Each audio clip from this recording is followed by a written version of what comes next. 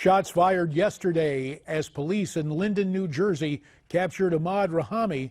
Rahami, the chief suspect in a series of explosions that rocked the New York, New Jersey area. At the time of his arrest, Rahami was in possession of 5 more pressure cooker bombs. Let's dig deeper into this act of terror and what we can expect to discover in the aftermath. To do that, we welcome to Newsmax Prime the former chairman of the House Intelligence Committee, Pete Hoekstra. Today, Pete is a Shillman Senior Fellow on the Investigative Project on Terrorism. He's also the author of the book, Architects of Disaster, The Destruction of Libya. And he joins us tonight from Newsmax, Washington. From Denver, we're pleased to welcome in Hadley Heath Manning, the Senior Policy Analyst at the Independent Women's Forum. We thank you both for your time on Newsmax Prime. Hadley, forgive me, in this case, instead of ladies first, I got to go to my old Capitol Hill colleague, Pete, because earlier we had Porter Goss on this program, Pete, and we're trying to unpack all of this about the terrorist whose nickname was Mad, Ahmaud Rahami. His father apparently told the cops in 2014 his son was a terrorist. That, according to the New York Times, we also reported it here at Newsmax.com. He said, 2 years ago, I go to the FBI because my son was doing really bad, but they check almost 2 months. They say, he's okay, he's clean, he's not a terrorist. I say, okay. Now they say he's a terrorist. Earlier, Pete, Porter was telling us he believes the FBI is facing some, how can I call this, cultural impingements on really doing the kind of digging they need to do in cases like this. Do you agree? Oh, I absolutely agree with that, J.D. We know at the Investigative Project on Terrorism, we used to be called in to provide training to law enforcement, FBI and state and local officials, so that they could better understand the potential threats that they would be facing from radical jihadism, how they could maybe identify certain trends or, key signal points that they ought to be watching for. And the FBI and local law enforcement cut that off about 4 or 5 years ago because it was politically incorrect. It approached the awful concept of profiling and those types of things. And so, local law enforcement, the FBI and these folks, they've been under tremendous pressure from this administration, from outside groups like CARE, Council on American Islamic Relations, to stay away from these things that, might identify the threat as Islamic radicalization. Well, one way to deal effectively with the scourge that is political correctness is for a political campaign where voters can go to the polls and make some changes. And to that extent, Donald Trump was on the stump yesterday in Florida, calling for authorities to be much tougher on domestic terrorists. Let's look and listen. What a sad situation. We must have speedy but fair trials, and we must deliver a just and very harsh punishment to these people.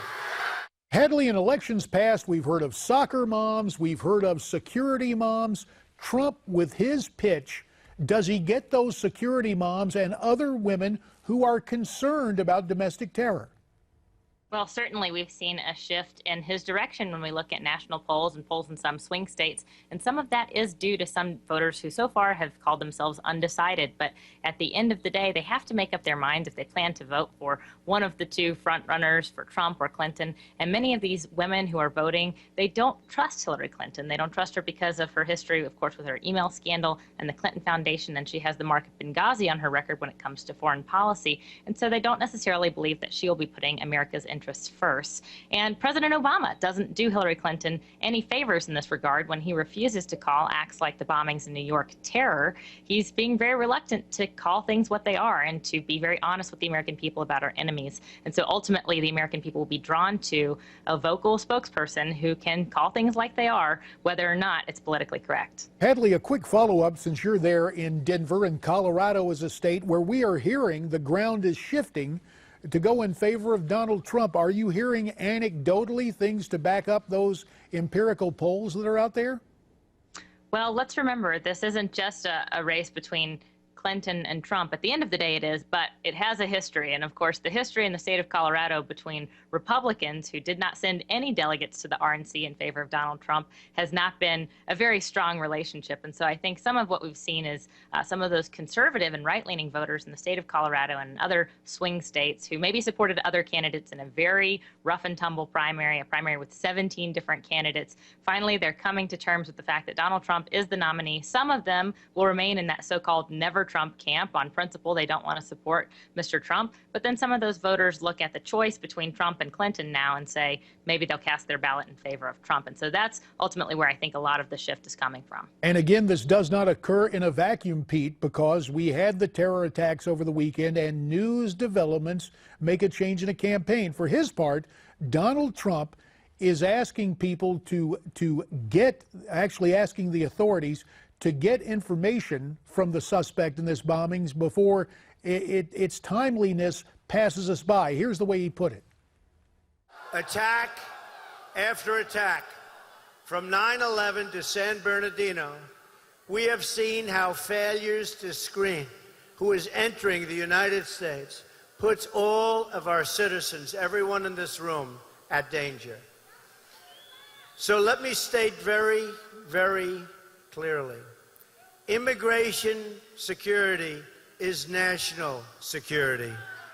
Hey, Pete, that sounds like a member of Congress I know pretty well who used to say border security is national security. This was the defining issue for Trump in the Republican primaries. He is sticking with it, and with the terror attacks of the weekend, does this help win votes? Well, I don't know whether it's going to help win votes or not, but I think Donald Trump is sticking to his message. I've met with him as we talked about this threat from radical Islam, whether it's international or domestic. Donald Trump takes this threat very, very seriously, wants to do everything that we can to make sure that America is safe and secure. And in a case like this, he'll look at it and say, this person in New York City, New Jersey, he is at war with the United States. He is an extension of ISIS or al-Qaeda.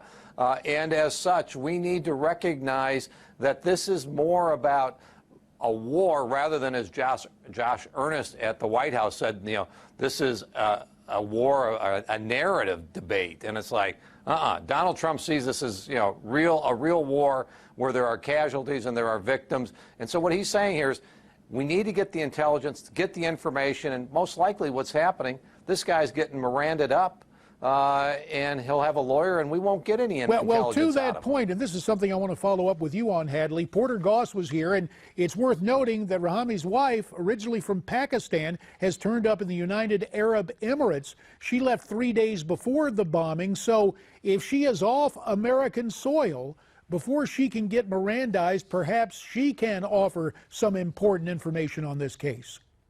Well, this is a case that people are going to be following, but I agree with the congressman. This is not an isolated event. This didn't just take place in a vacuum. When we hear about an explosion in New York, some people criticize Mr. Trump for saying it was a bombing before confirming that it was a bombing, but that's not an unreasonable thing to suspect. We're used to, unfortunately, hearing about attacks, even on American soil, even if on soft targets. Hadley, very quickly, got about 45 seconds left. We heard about paid maternity leave programs. Hillary has one. The Trump campaign has another. It's not been criticism-free. Independent Women's Forum has a new video out this week. How does the Independence Women Forum look at these paid maternity leave programs?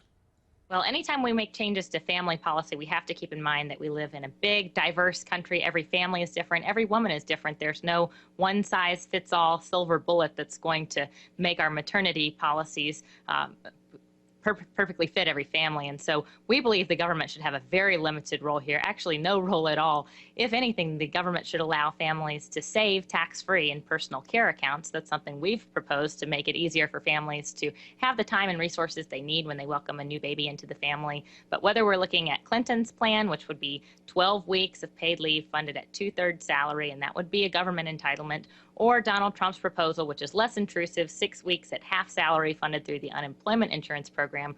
Both of these sort of represent government getting involved where it doesn't belong, and ultimately to the harm of women and families who, again, might want to make individualized arrangements, and that's between them and their employers. Hadley Heath Manning tonight from Denver, and Pete Hoekstra from Newsmax Washington.